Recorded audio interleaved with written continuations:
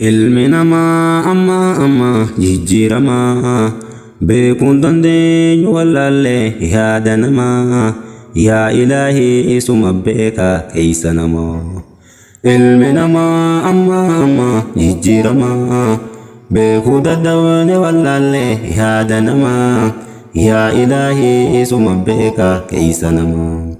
Salaamullaahi alaykum yaa jaallankoo yaa obboleeyyaa rabbiif jecha wal jaalannu yoo gargar baanes bilbilaan wal gaafannu dhaamsan qabaa arra waanin si dhaammadhu bakka jirtu du'aa'iidhaan na yaadadhu taqwaa fi ikhlaasanaaf gadhu waa hundarraa tana qofaa miti haajaan hedduu jira tan dhokate sanis garuu namarraa hin dhokattu sanin beeka khaaliqarraa ol na qabii harka kiyyaan sitti ol qabaa yoon si kadhees nin argadha yoomin dabaa.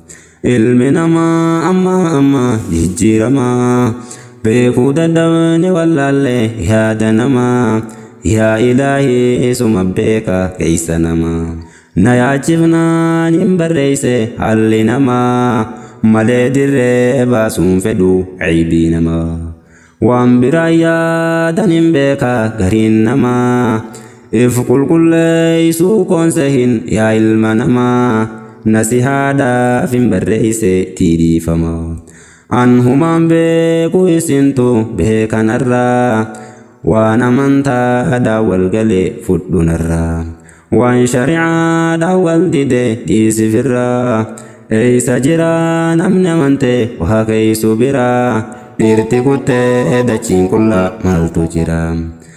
Afaan tokko keeysan jiru arrabni lama waan arra jaare burdiiga ilmi namaa. Ilmi namaa amma jijjiiramaa beekuun dandeenyu wallaallee yaada namaa yaa ilaahii isuma beeka keeysa namaa. Diin al-islaami faa jiru ilma namaa isa tolchaa sharrii jirtu jidduu namaa.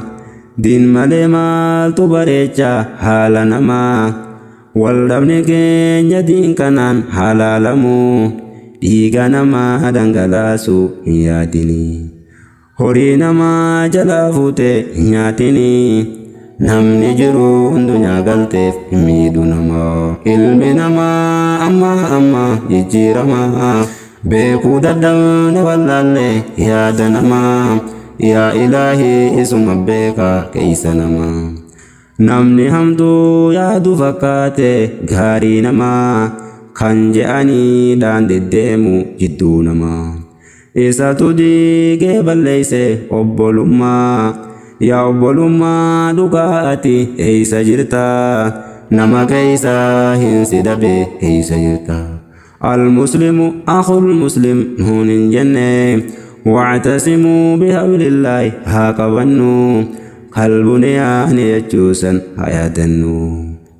Ilmi namaa amma jijjiiramaa beekuun dandeenyu wallaallee yaada namaa yaa ilaahii isuma beeka keeysa. Qoree afaa jalaa tahee gariin namaa zal wajhayni fuula lama munaafiquma ciibii namaa arguuf jecha hin laffa'ini namni ciibii dhabeen jiru hin jarjarini.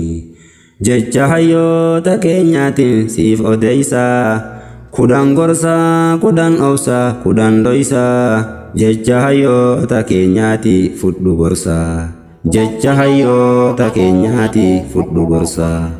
Ilmi namaa amma jijjiiramaa beekuu dadhabne wallaallee yaada namaa yaa ilaahii isuma beeka keeysa namaa.